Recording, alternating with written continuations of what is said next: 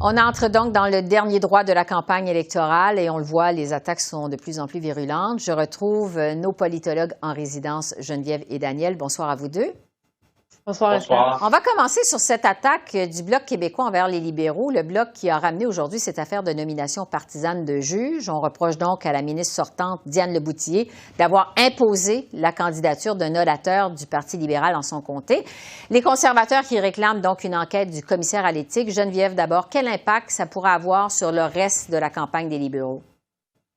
Je suis pas convaincue que ça va avoir un gros impact au Canada, c'est-à-dire pour l'ensemble de la campagne, mais très certainement dans cette région-là. Madame Leboutillier a gagné de justesse en 2019 son comté, et donc la lutte est très, très, très serrée, et je comprends le Bloc d'attaquer. Puis la question de l'éthique, ça colle tellement aux libéraux. Alors, beaucoup de gens vont peut-être se dire, oh non, pas encore une fois une question de comportement répréhensible, et donc ça pourrait jouer.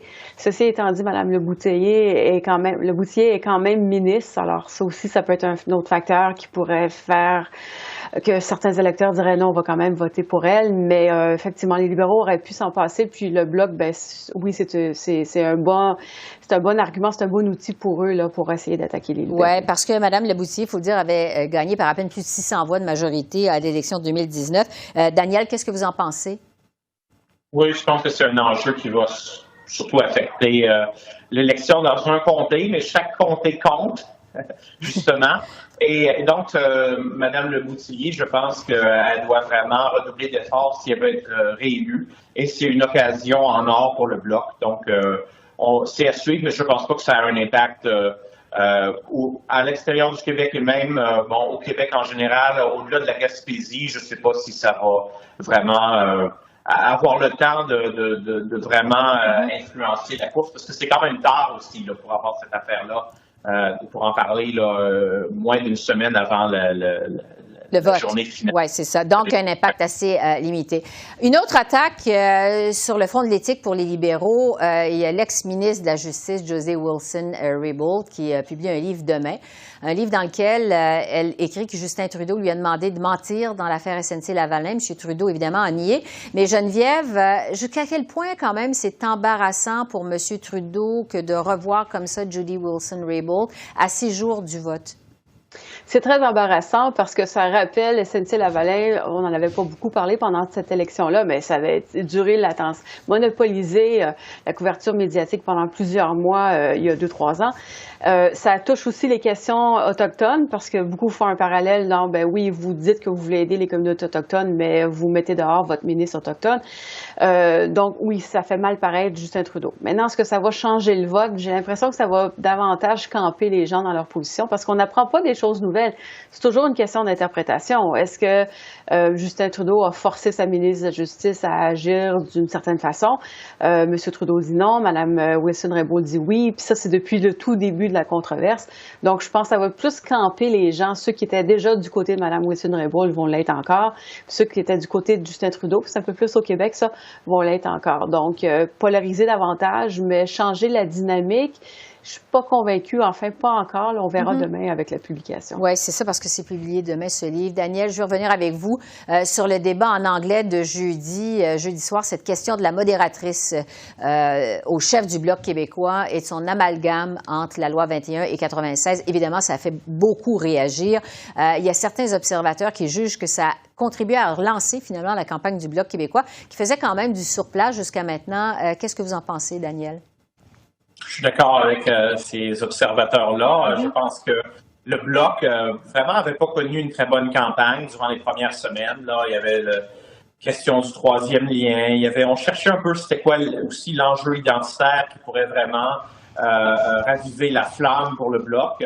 Et puis, cette question-là de la modératrice là, du débat anglophone, ça a vraiment fouetté les troupes bloquistes et évidemment le chef. Et puis, j'ai l'impression que ça pourrait aider le Bloc, que ça pourrait leur permettre au moins de conserver les sièges qu'ils ont, peut-être d'en gagner plus. Parce que dans les sondages, quand même, le Bloc n'a pas fait si bien que ça durant la campagne.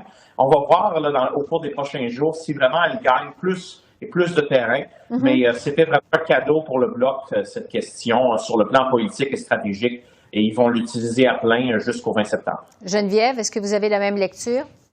Oui, tout à fait la même lecture. Le Bloc avait de la difficulté à faire parler de lui, à part de, si vous voulez un gouvernement minoritaire, le Bloc sera là pour être le chien de garde et tout ça. Mais effectivement, les questions identitaires étaient complètement évacuées de cette élection-là.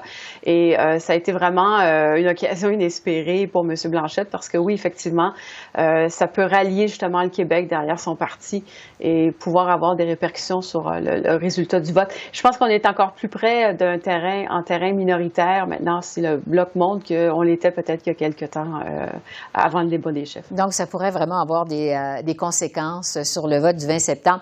L'autre sortie dont on a beaucoup parlé au Québec ces derniers jours, évidemment, c'est celle du premier ministre François Legault, qui reproche, aux libéraux, au NPD, aux Verts également, d'être trop interventionnistes dans leur programme. Il dit avoir une préférence pour un gouvernement minoritaire conservateur. Daniel, c'est extrêmement rare qu'un premier ministre du Québec s'ingère comme ça dans une campagne fédérale. Qu'est-ce que vous en avez pensé? C'est rare, mais il faut se souvenir du Duplessis en 1958, qui avait soutenu Diefenbaker, René Lévesque en 84 avec Brian Mulroney, Bourassa en 88 avec encore Mulroney. Je pense que c'est pas nouveau en tant que tel, mais sur l'impact dans la campagne.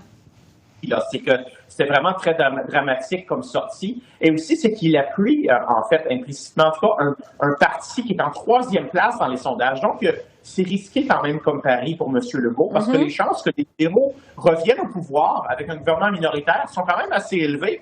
Donc, si ça ne fonctionne pas, certainement, il ne s'est pas fait un ami en Justin Trudeau. Bon, ça ne veut pas dire qu'il s'aimait avant, là, mais certainement, s'il perd son pari et que les libéraux reviennent au pouvoir, ça peut affecter un peu, réduire ou même éliminer cette aura d'invincibilité de François Legault, même si, évidemment, il est très en avance dans les sondages au Québec.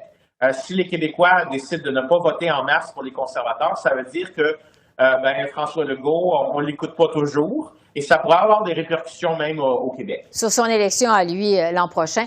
Geneviève, on dit que ça pourrait peut-être nuire au Bloc québécois et incidemment favoriser les libéraux. Qu'est-ce que vous en pensez? Oui, j'aurais sans doute dit oui. Quand est-ce que ça a été dit? Mercredi ou jeudi? Moi, jeudi midi. Oui, jeudi midi, je vous aurais sans doute dit oui. Puis là, vendredi matin, après le débat des chefs, j'ai l'impression que c'est la question qui a été posée à Yves-François Blanchette qui prend toute la place et qui a comme un peu mis de côté cette question-là, ce qui va peut-être aider M. Legault à se faire oublier parce que ça a été mal reçu. Puis je suis pas sûre que ça aurait changé tant que ça, le vote. Oui, ça aurait pu aider un peu les conservateurs, mais en même temps, peut-être que d'autres se seraient braqués et dire, on va peut-être voter libéral et pas bloc parce que justement, on veut pas les conservateurs. Et donc, toute cette notion de vote stratégique qui commence à être dans la tête des électeurs pour dire, si je peux pas avoir mon premier choix, ça serait quoi le choix que je veux éviter, par exemple? Donc, mais de façon globale, je dirais, oui, c'est quand même assez surprenant, la sortie de M. Legault. Puis je me demandais, comment ça sert le Québec? Comment ça sert le premier ministre? Je pense qu'il aurait été mieux servi de dire, je préfère un gouvernement minoritaire que de dire minoritaire conservateur. Parce qu'effectivement, comme disait le Daniel, si c'est les libéraux qui gagnent, il va devoir travailler avec Justin Trudeau après. Donc, est-ce que c'est dans l'intérêt du Québec? Puis probablement que beaucoup d'électeurs se sont posé cette question-là aussi. Oui, donc peut-être une sortie risquée à suivre. Geneviève et Daniel, merci beaucoup à vous deux. Bonne fin de campagne. On se reparle bientôt. Merci beaucoup. Merci. Au revoir. Au revoir.